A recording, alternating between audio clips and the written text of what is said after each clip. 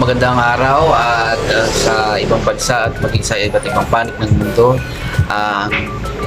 Makisuportahan po ang aking channel sapagkat gagamitin po natin ito sa pagtulong sa mga mahihirap at sa mga kapatid natin na kulang sa pagkakakitaan.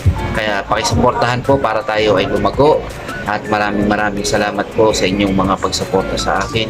At patuloy po tayong magbablog kung nais nyo pong lalo pang lumaganap ang mga kaayusan, katapatan at higit sa lahat ang maayos na paglilingkod sa tunay na Diyos ay maibabahagi ko sa inyo ang mga aking nalalaman at natutunan. At higit sa lahat, yan po ay hindi sa aking sariling kalooban kundi sa kalooban ng ating Diyos.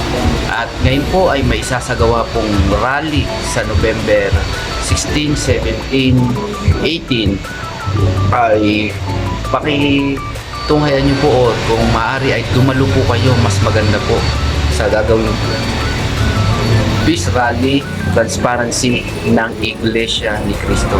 Alam naman po natin ang Iglesia ni Cristo ay nagkakaisa sapagkat yan lamang po ang relihiyon sa buong daigdig na ito ang nagkakaisa, at higit sa lahat yan lamang po ang nakasusunod sa tinagubili ng Panginoong Kristo na ang sabi niya na magkaisa tayo at tulad ng kanyang Ama na nasa langit ang tunay na Diyos.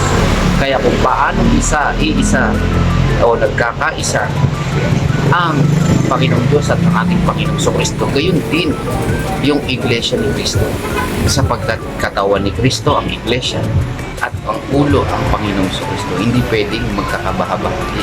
Kaya yan lamang po ang katunayan ng Iglesia ni Cristo ay sinusunod. Sapagkat ngayon laganap ang korupsyon, mga hindi makatarungan, panunuhol ng mga nasa tungkulin sa gobyerno, ay dapat po ilantad yung mga korupsyon.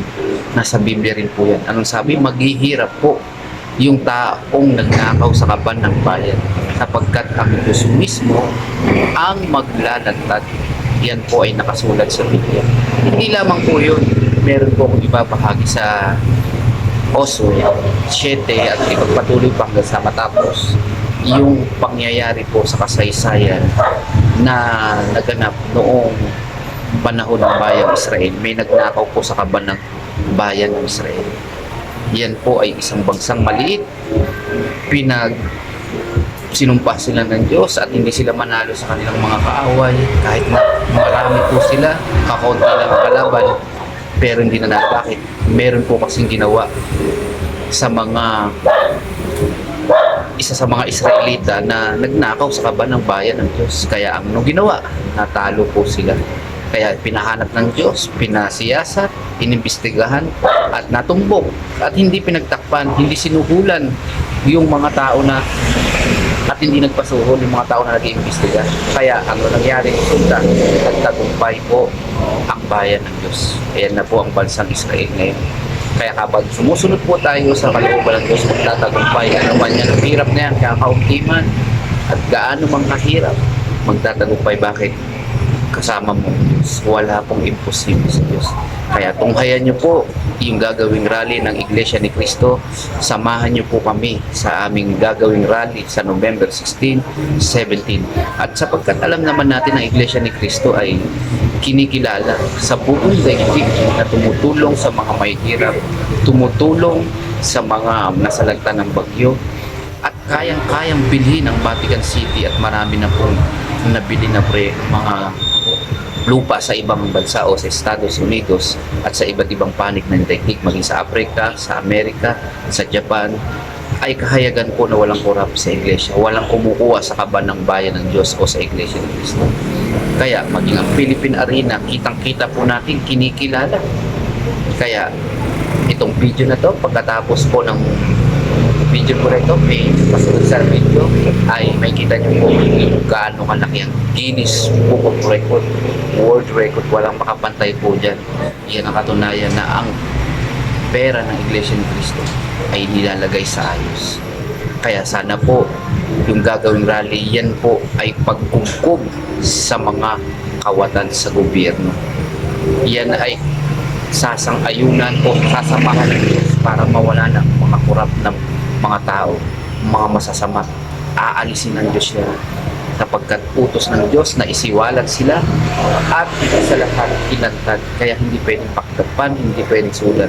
Masama po ang masukol. Kaya kapag kayo ay pumanig sa mga korap, kayo po ay pumapanig sa masama. Ito po bang masama ang diablo? Kaya ito lamang pong video na ito. Sana po masuportahan niyo pa para marami pa po tayong matulungan ng mga kababayan natin. Hindi lamang po kapatid, kundi magi ang mga kapos nating mga kaibigan at mga kakilala. Hindi lamang yung dadayo tayo sa ibang lugar para sila ay matulungan natin, para malaman natin ang kanilang kalagayan. Basta suportahan nyo lang po ang aking channel.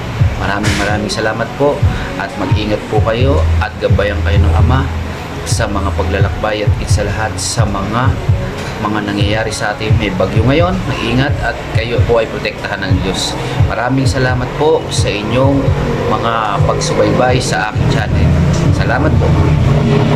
100 square feet, 74,000 square meters of indoor space. This achievement earned them the 2015 Supreme Bronze Award for Structural Engineering. The arena's technical specifications set new standards for indoor venues. The playing surface meets international standards for multiple sports, while the facility houses state-of-the-art amenities including premium boxes, modern concession areas, and expansive public spaces.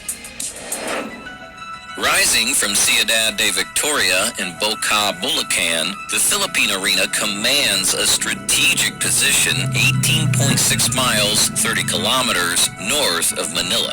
This carefully chosen location balances accessibility with the space needed for such an ambitious venture. The North Luzon Expressway serves as the venue's main artery, complemented by an extensive network of public transportation options. Extensive parking facilities manage crowd flow efficiently, eliminating the common bottlenecks that plague venues of this scale. The arena's future looks even brighter with the planned new Manila International Airport nearby, promising seamless access for international visitors. Ciudad de Victoria's development has transformed this once quiet region into a vibrant entertainment hub. This thoughtful integration of infrastructure has elevated Bulacan's status, demonstrating how visionary development can spark regional metamorphosis while honoring local heritage. The Philippine Arena embodies a visionary investment in entertainment's future. With construction costs of $175 million plus $200 million for the Ciudad de Victoria complex, this bold venture projects a 10-year return on investment. Revenue flows from diverse channels, with concert rentals commanding $140,000 to $240,000 per event, while sport events and religious gatherings provide additional income streams. The arena's impact extends beyond its balance sheet, having generated over 4,000 construction jobs and sustaining 500 plus permanent positions, while catalyzing growth in surrounding service industries. Advanced systems maintaining perfect climate control at 73.4 degrees Fahrenheit, 23 degrees Celsius require significant investment, but enable year-round operation regardless of